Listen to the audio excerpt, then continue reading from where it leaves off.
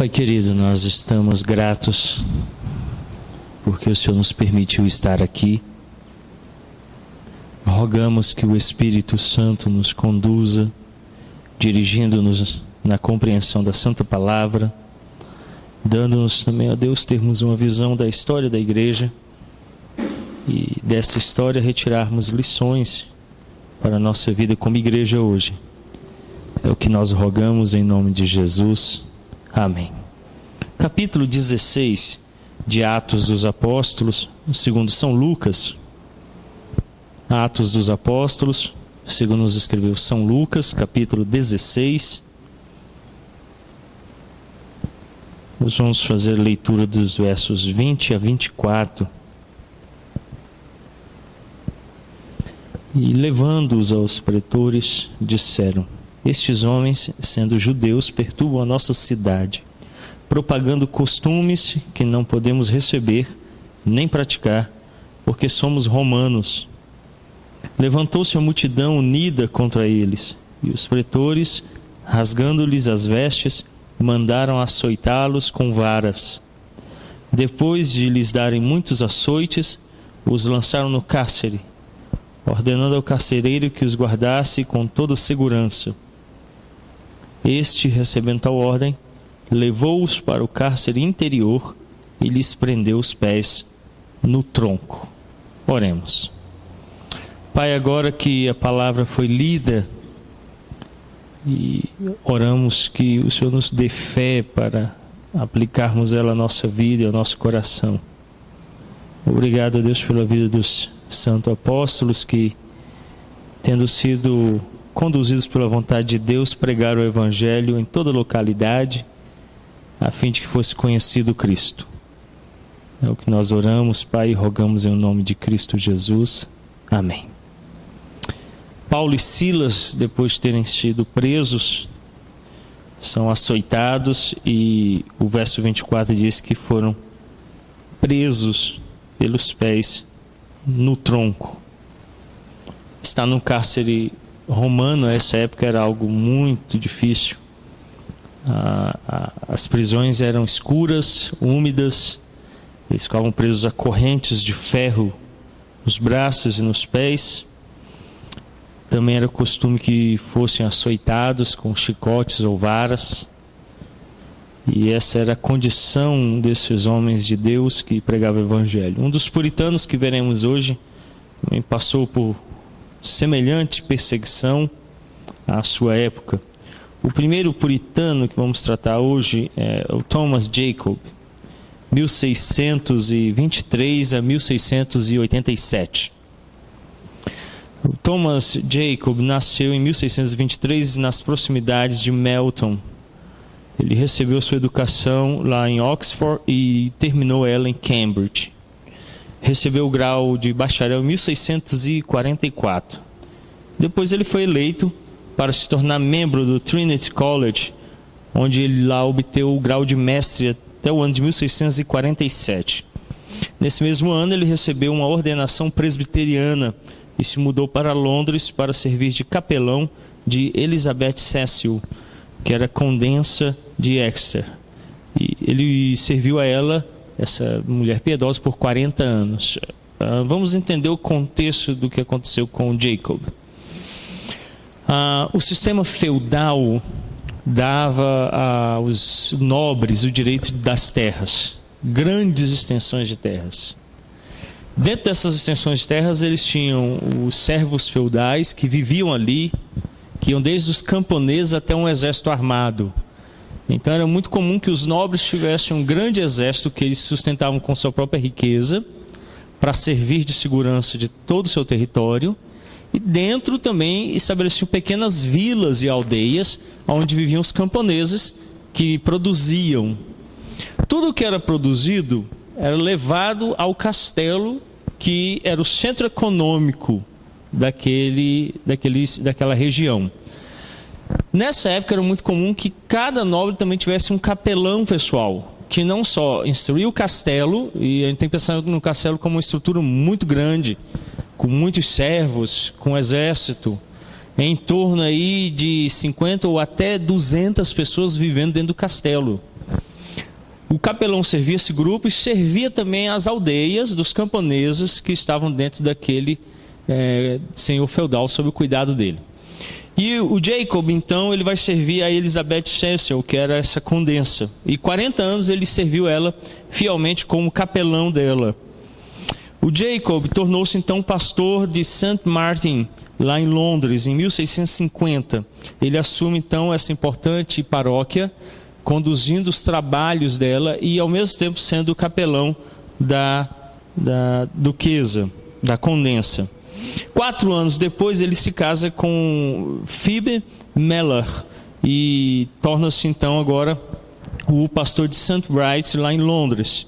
No ano de 1659, ele é nomeado como um consultor incumbido de expulsar ministros insuficientes e ignorantes. Com o puritanismo tomando forma, o que começou a acontecer com os pastores anglicanos que não estudavam, que não... O estado de inércia era tão grande porque os pastores eram ordenados politicamente, não por vocação. Então, geralmente se transmitia o título de bispo para os filhos. É igual a igreja evangélica hoje, né? O marido é pastor, a esposa é pastora, os filhos são pastores, o cachorro é diácono. Brincadeira com os diáconos. Então, aí é porque é um negócio familiar. Você já imaginou se a Luiz fosse cabo, só porque o pai dela é sargento? Mas filho, aí é cabo, automaticamente. Não é assim que funciona, né? O Davi não é militar, né, seu Emerson? Só porque é filho do senhor, né? Só se ele se alistar e enganjar e ele estoura. Então não é essa transmissão. Então os bispos eram assim. Outros adquiriam direito. Por exemplo, João Calvino, o pai dele era advogado de um bispo de Lyon, na França. E com o tempo, servindo o bispo, ele conseguiu o direito para que João Calvino fosse capelão ainda infante. Então ele tinha um título, recebia da Igreja Católica, mas não exercia. Aí a família pagava um monge para desempenhar a função dele. Quando Calvino se converte, ele abre mão desse direito e não recebe mais a igreja e abandona esse cargo. Então era um cargo que era transmitido, era vendido, comprado, e politicamente era muito bom ter um cargo da Igreja Católica, que era o poder econômico e político da época. Os bispos, então, viviam nessa tranquilidade, muitos eram bêbados, viviam em prostituição, lia a homilia no domingo muito mal, e somente isso. Então as igrejas eram famintas da palavra. Nessa época aqui, o Jacob torna-se então um dos responsáveis por expulsar esses pastores. Chamava o cara e falava assim: quantos mandamentos tem? 10 ou 9? O cara: 8, então você está fora. Era assim. Quantos livros são Antigo Testamento? O cara: tem Antigo? Ele falou: está fora. O negócio era feio, mas eu já falei sobre isso aqui.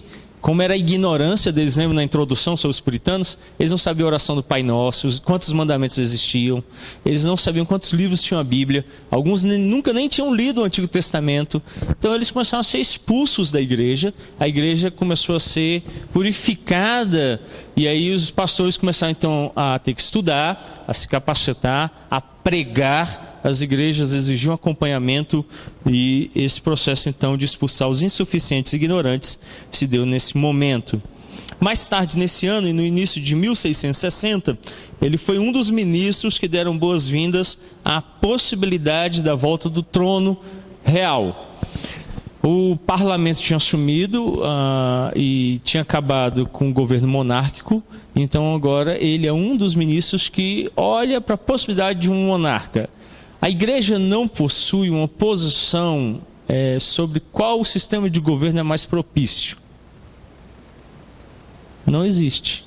Se você falar comigo, não tem. Democracia, monarquia. Não tem, a Bíblia não fala. Ele optou por retorno do rei, um sistema de monarquia.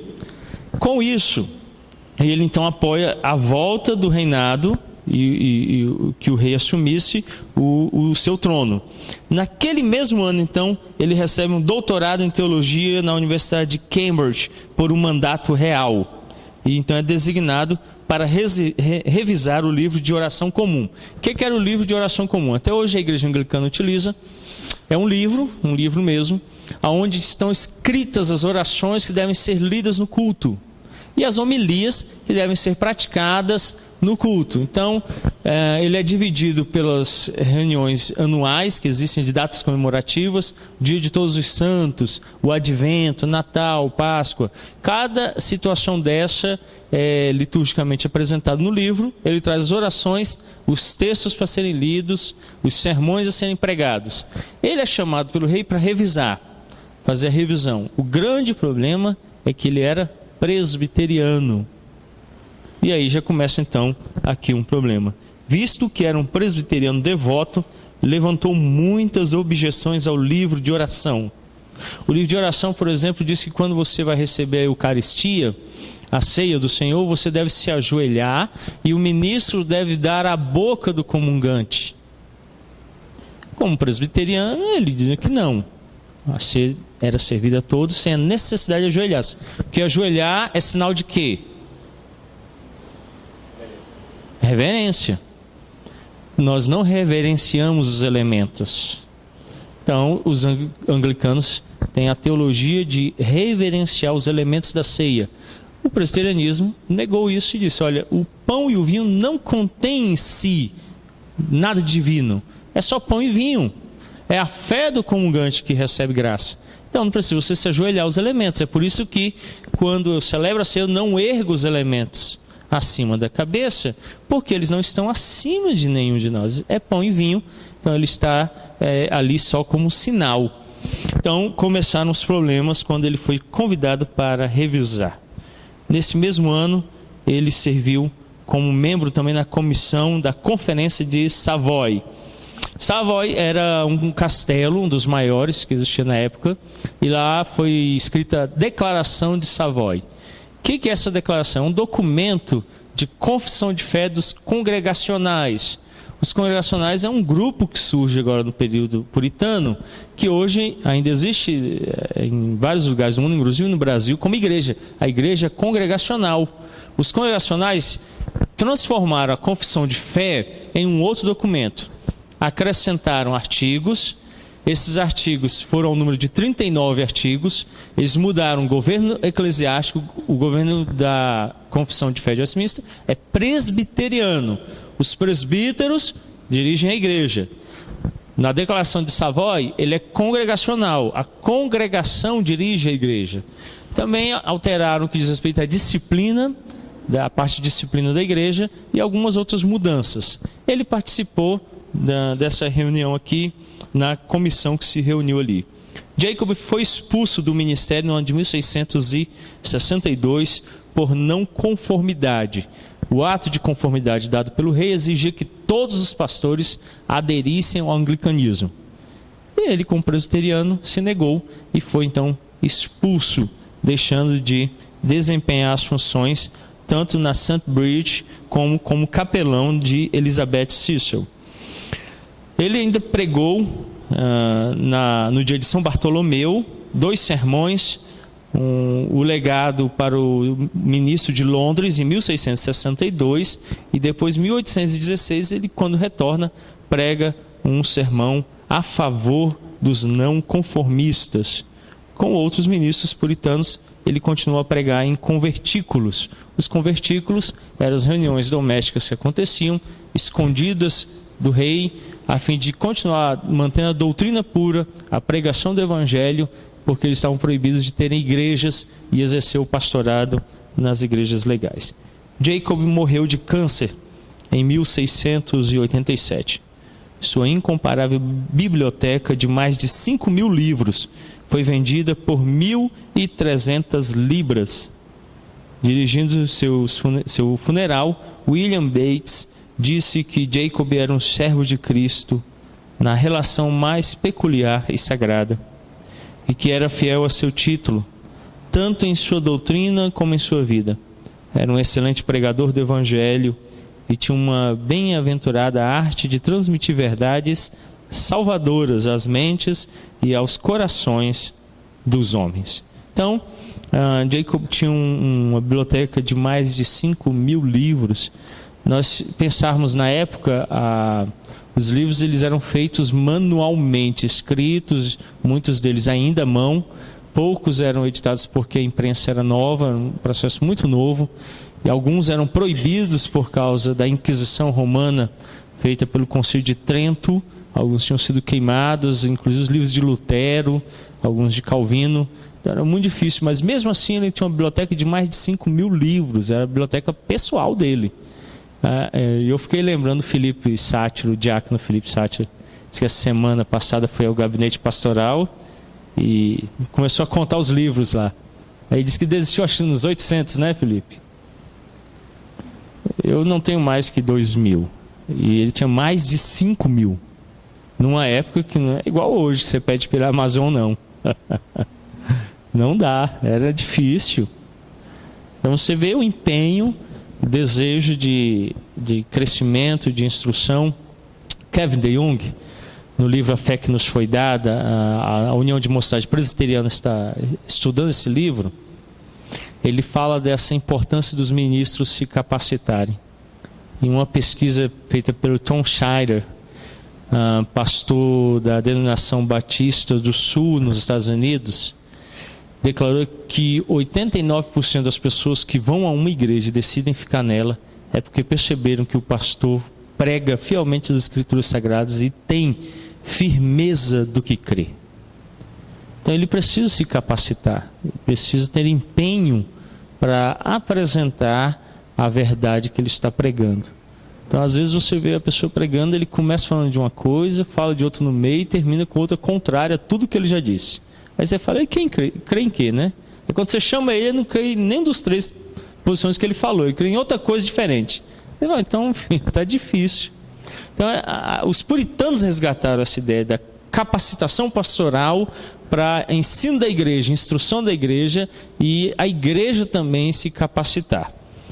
Jacob foi um homem de vida exemplar e de grande cultura. Ele foi um dos 8 ministros não conformistas que ajudaram a completar a obra da Bíblia anotada, que foi iniciada por Matthew Poole. Poole, ele lançou uma Bíblia que... O que a Rainha Elizabeth fez? A Rainha Elizabeth, a Maria Sangrenta, ela proibiu que a Bíblia de Genebra fosse publicada na Inglaterra. Os puritanos começaram a trazer essa Bíblia de Genebra. Era uma Bíblia que tinha um texto com a tradução do grego e do hebraico e notas de rodapé explicativas. Ela proíbe, depois o rei King, o rei James, manda lançar a King James, que se tornou a Bíblia oficial do anglicanismo, que era só o texto, sem notas, e aonde a Bíblia falasse sobre rei, ela deveria falar bem. Porque os puritanos estavam falando, olha, o rei tem o direito de governar, mas não de ser um déspota. E o rei entendia que o poder dele era absoluto e soberano, dado por Deus, e que ninguém poderia ir contra. E aí aonde fala sobre isso, se você pegar King James, ela exalta o rei. Foi a tradução que o rei determinou que fosse feita. Os puritanos rejeitaram a King James e começaram a produzir a Bíblia anotada, que Matthew Poole vai escrever. Ele foi um dos 8 pastores que ajudou a fazer esse trabalho. Um outro puritano que nós vamos ver hoje é o James Genoway. James Genoway nasceu em Little, foi o quarto de 9 filhos de um pastor chamado William Genoway, o irmão menor de John, que se tornou ministro puritano. Ele recebeu a sua educação no Christian's College, em Oxford, onde obteve um grau de bacharel no ano de 1659. Depois passou um tempo como preceptor em Windsor. O preceptor é alguém que trabalhava com os novos alunos. Quando chegava um novo aluno na universidade, ele o recebia para si, era uma espécie de mentor. Então ele ficava ali orientando aqueles alunos novos no conhecimento da vida universitária, dos estudos, introduzindo ele àquela nova vida. Eles tinham se desligado das famílias e iam morar na universidade. Então o preceptor era o mentor pessoal de cada um desses alunos, os dirigindo naqueles dias. Depois ele foi ordenado diácono em 1661.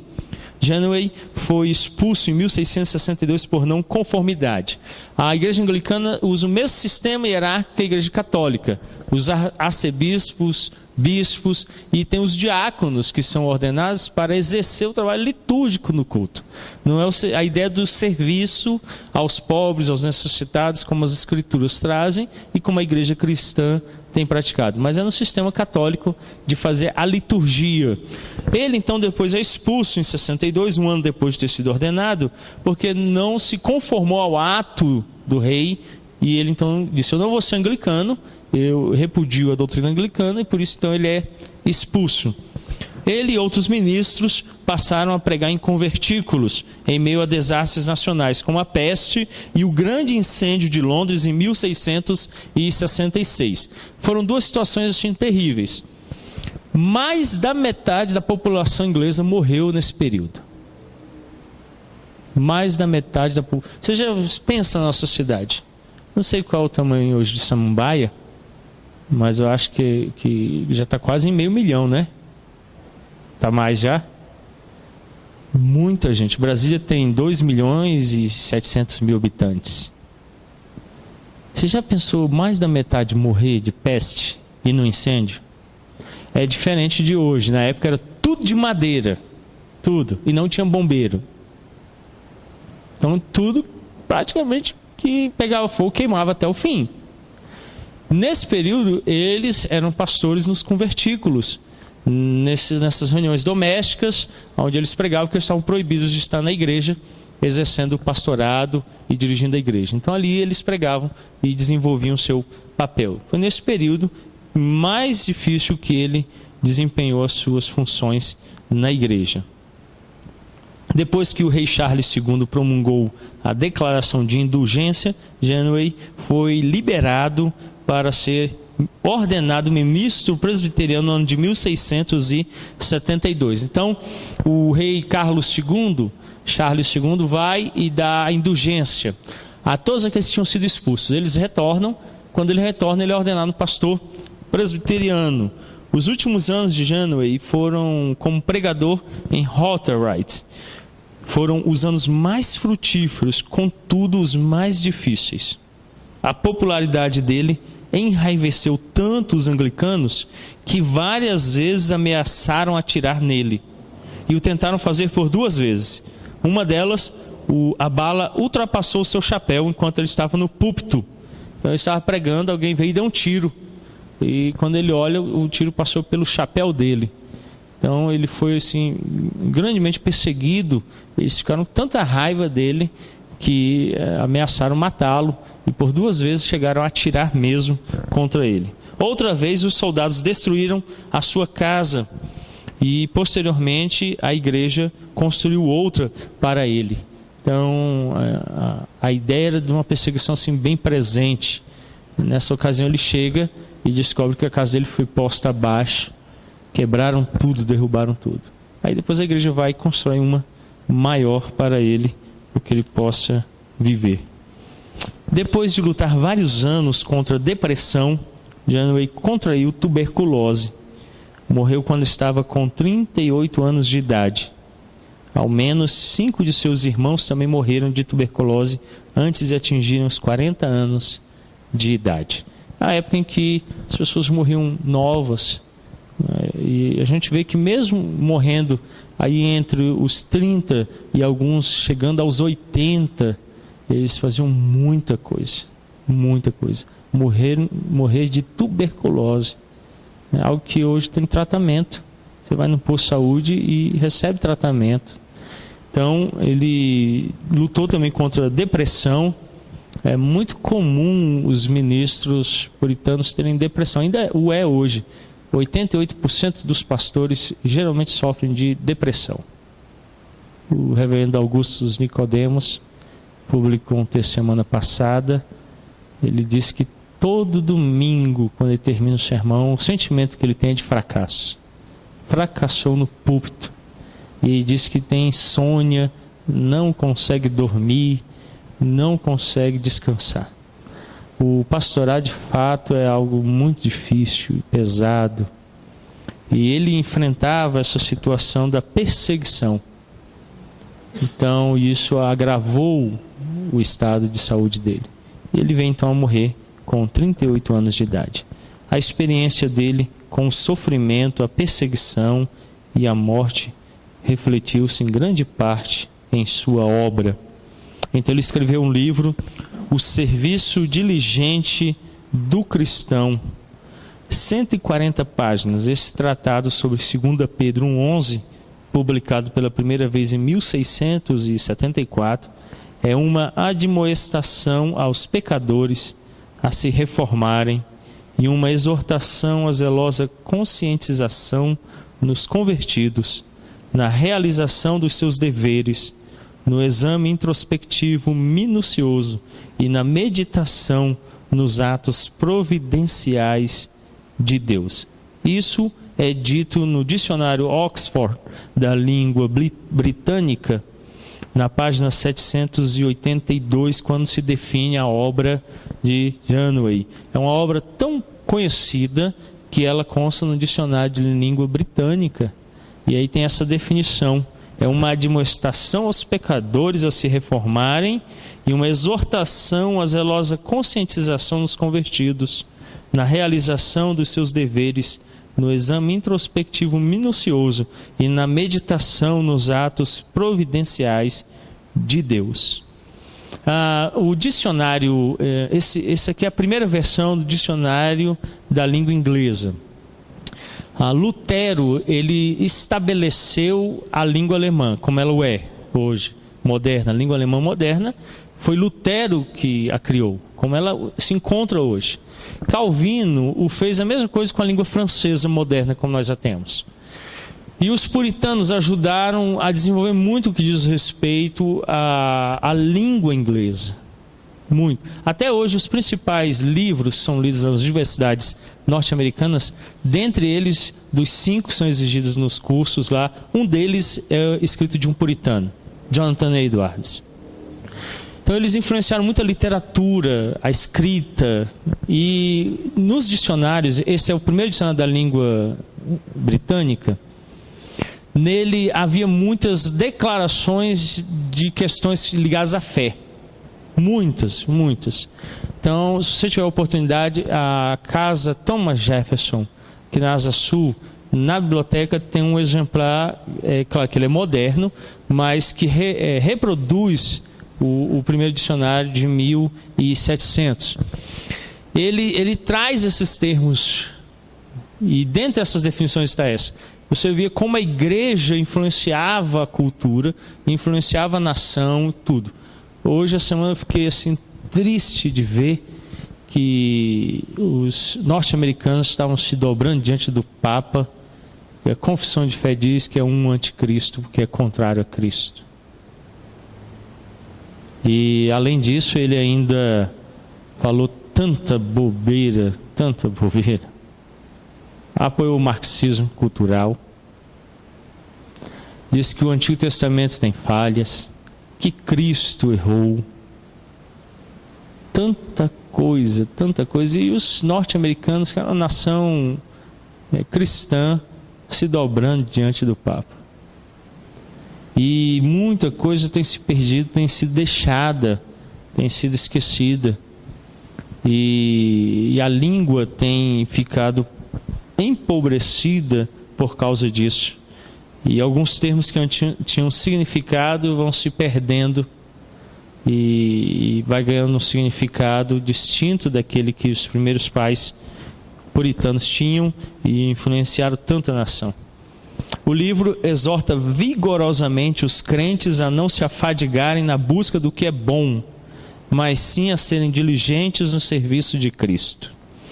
O que o Janeway faz é, não que ele proíba, mesmo porque Abraão, por exemplo, foi abençoado por Deus de tal maneira que era muito rico. Se você ler a descrição, ele era muito rico. Salomão foi muito rico. Não é que a busca de bens seja errada ou tê-los, pelo contrário, João Calvino declara que aqueles que Deus o fez ricos, ele o fez para o auxílio dos pobres. Então, se você tem possibilidade de ficar rico, fique rico. Lembre de mim.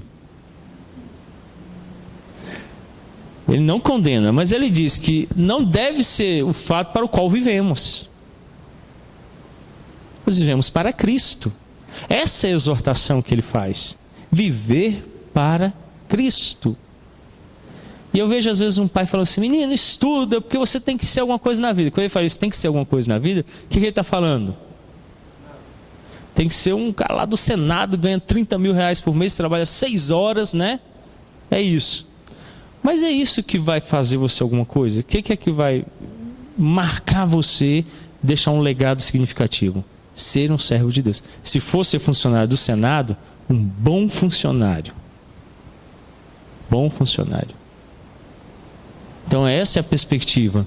É por isso que na definição que traz o dicionário, diz que é uma admoestação aos pecadores a se reformarem. Sem reforma, e para nós hoje, o termo reforma só diz respeito a um apartamento. Apartamento reformado, isso é novinho, né?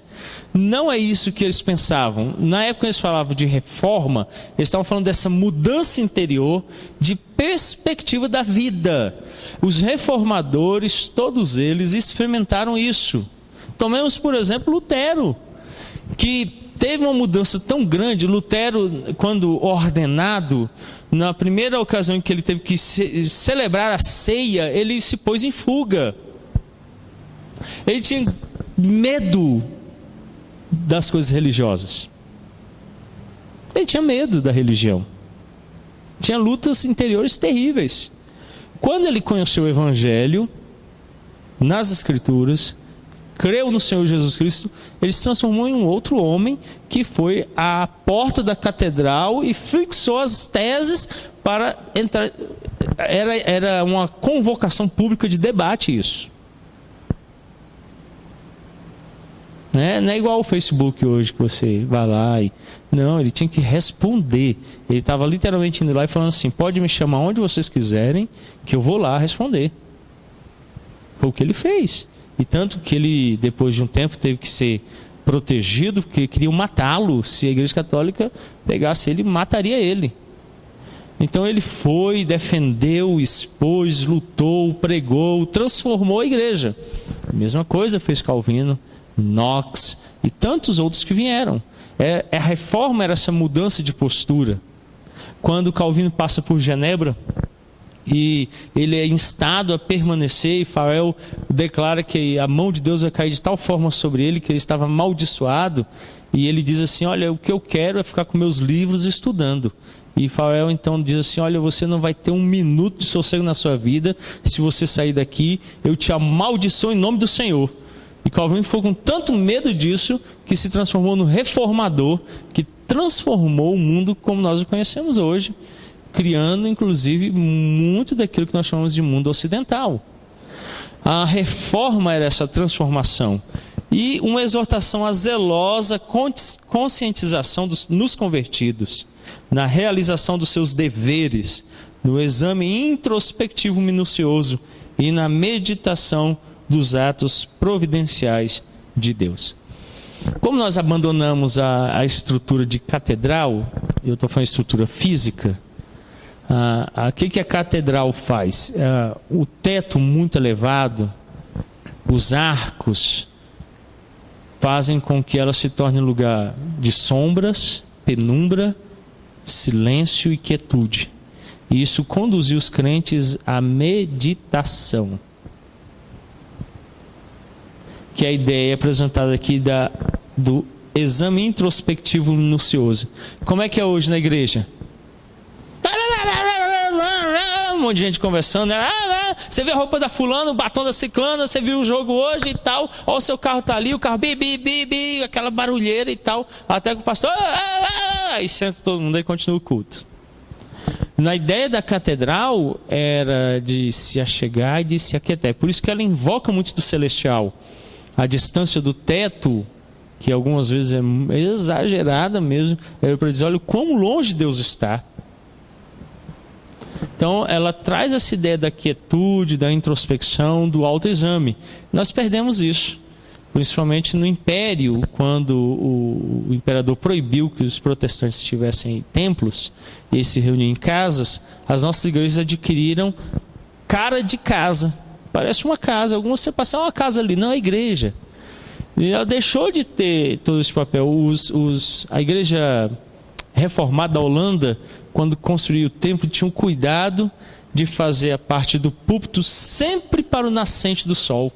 Porque quando a mesa do Senhor era posta no domingo de manhã, o vitral que ficava no fundo do púlpito incidia o sol sobre a mesa, dizendo que o alto, o celeste, o sublime está presente na mesa. Então era um sinal muito forte. Nós abrimos mão de todos os símbolos, todos os sinais, nos tornamos, agora me foge a expressão, em vez de ser introspectivo, nós somos, eu não vou lembrar, mas nós somos voltados para fora. Você já percebeu isso? Eu não me importo quem o Fernando é, mas quando eu o cumprimento a primeira vez, você trabalha de quê? Porque para mim importa o exterior dele, não o que ele é por dentro. Não quero me aprofundar na conversa com ele, ficar ouvindo ele. Ah, Sabrine não voltou, eu estou viajando. Não, cara, você trabalha onde mesmo? Você ganha quanto? Nós somos assim. E olha a marca da roupa. O terno que o Elias está usando custa R$ 9.959. Está lá no shopping à venda lá. Eu passei em frente a essa loja. Que terno bonito, amor. Vamos dar uma olhada. Quando eu vi o preço, R$ 900. Então é R$ 9.559. Aí, opa, deixa eu sair para fora, que se os meninos derrubar alguma coisa, não tem nem como pagar, tem que vender o carro. Mas tem gente que olha isso, aí olha a roupa. Nossa sociedade é assim. Então, o que ele está resgatando é essa ideia de olhar para dentro, de você se aquietar e se examinar. A ceia deve ter essa ideia, e o que o evangelicalismo fez com a ceia é que a ceia se transformou num momento de troca de favores, de agrados. Então troca o cálice, diz que você é bonito e tal. Aí o cara senta do lado da mulher sem dente, ele você é legal, mas bonita, ele não diz que ela é. Fica aquele negócio, em vez de se examinar, de olhar para dentro, tomar o pão e o vinho como um momento de fortalecimento do interior, em vez de ficar olhando para quem está ao redor e brincando num momento que é tão sério, num momento de introspecção. E ele finaliza então dizendo que deveriam se meditar nos atos providenciais de Deus. A providência de Deus é a certeza da ação dele em todas as coisas. Cuidado desde um pardal até o fio de cabelo que cai da sua cabeça, Deus está dirigindo tudo. Se Deus dirige todas as coisas com atos providenciais, e veja que eu não estou falando de fatalismo, porque Deus ainda exige de mim atitudes, eu devo me relacionar com Ele em livre agência, por isso eu tenho plena certeza de direção, mas isso não me torna ocioso. Pelo contrário, em sabendo que Ele dirige todas as coisas, eu me ponho a trabalhar. Essa é a certeza que a providência traz. A acusação dos arminianos de que pela providência nós nos tornamos fatalistas, vai acontecer então, descansa, não é verdadeira. Isso é tolice. Eu sei que Deus dirige tudo, mas o meio pelo qual eu alcanço esse fim é minhas atitudes. Ele me coloca a exercê-las para que se realize o que Ele quer que aconteça. Então, descansar nos atos providenciais é essa certeza do cuidado dele, da direção dele. Eu não posso duvidar que ele esteja dirigindo, porque senão eu me torno um ateu prático. E às vezes nós somos ateus práticos. Diz uma coisa, mas age diferente do que diz. Eu acredito que todas as coisas cooperam para o bem daqueles que amam a Deus. Aí alguma coisa dá errada. Onde está Deus? Espera aí, você não tinha dito que concorda que tudo que vier é Ele que está fazendo para o seu bem? Agora você tem que falar diferente, né? Olha, tá árduo, tá duro, tá difícil, me ajuda, fortalece, dirige, me dá entendimento.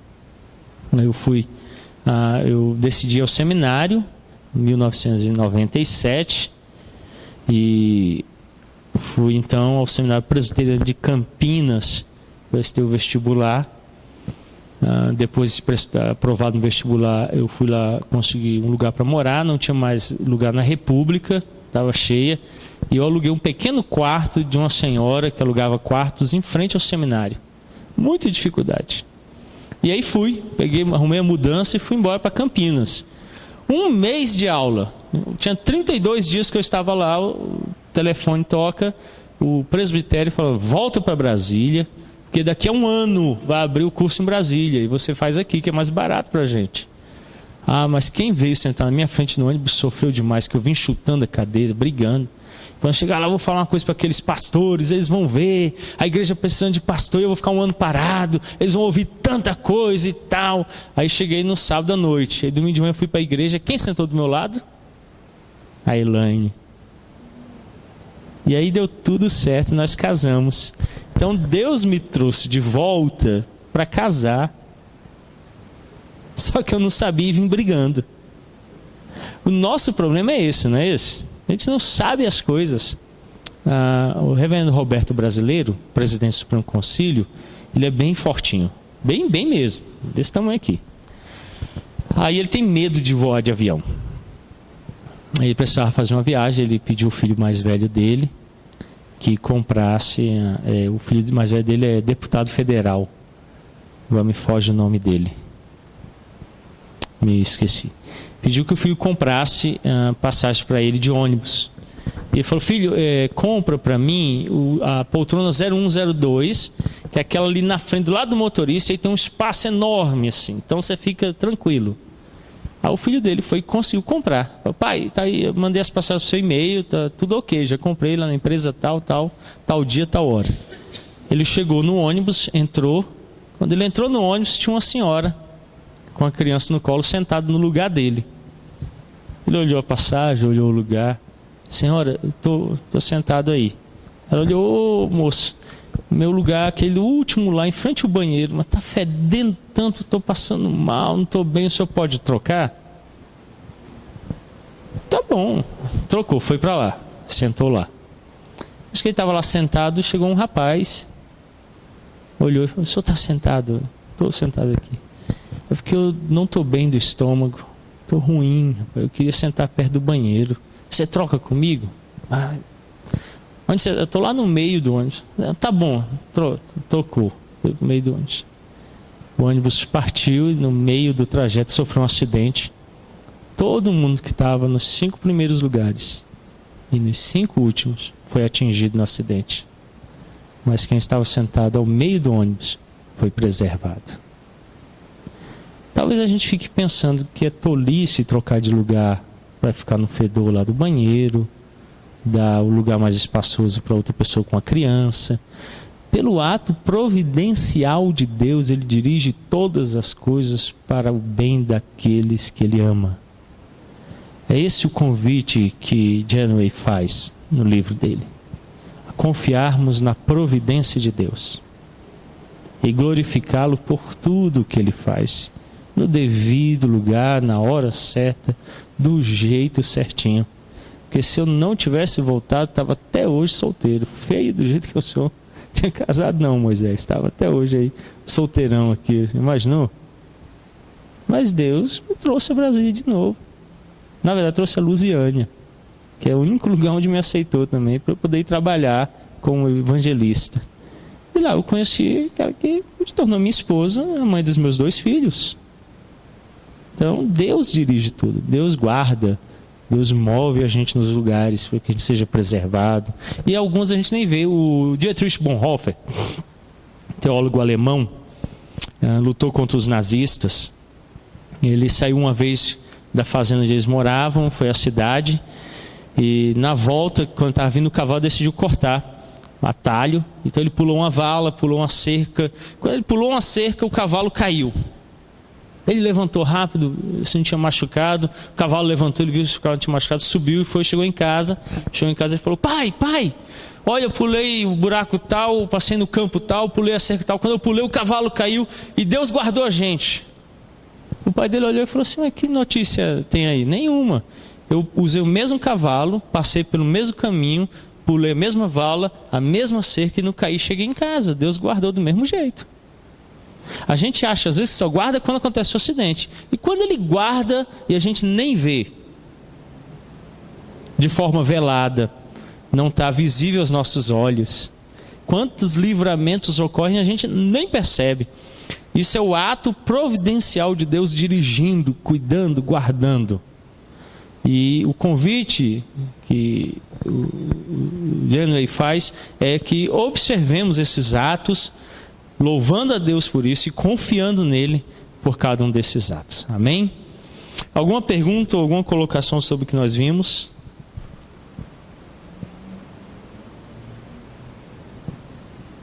Bom, vamos orar. Amanhã nós temos reunião de oração. Caso nossa irmã Renata, vamos sair aqui da igreja 15 para as 8. Se deseja participar conosco, nós estaremos saindo aqui então 15 para as 8 para nos dirigirmos até a casa da nossa irmã, onde estaremos orando e buscando a presença do Senhor. Oremos. Pai querido, obrigado por esta noite, pela vida desses dois puritanos que influenciaram a igreja e que ainda hoje influenciam, pelo ensino, pelo testemunho, porque o Senhor os utilizou como instrumento para a manifestação da graça na vida da igreja, que estava, ó Deus, morta, mas foi revivida pelo Teu Espírito. Ajuda-nos, ó bondoso Deus, a sermos exemplo em nosso tempo, deixando um legado para a igreja no futuro. Nossos dias também, ó Deus, são dias de uma igreja morta, que carece do Evangelho, da graça, de ministros comprometidos com a palavra. Ó Deus, nós rogamos que o Senhor venha reavivar a Tua obra. Ajuda-nos a termos um testemunho digno do Evangelho, para sermos listados com aqueles irmãos que a Escritura diz não eram dignos deste mundo. Ó bondoso Deus, obrigado pela graça. O Senhor nos guarde do homem mau da cidade, dos perigos do trânsito, guarde as nossas casas, os nossos entes queridos, e que no dia de amanhã, em nossas atividades diversas, o Senhor esteja nos dirigindo. Abençoa-nos quando estaremos reunidos à noite para orarmos, para buscarmos a Tua face. É o que nós pedimos em nome santo de Cristo Jesus. Amém. Deus os abençoe.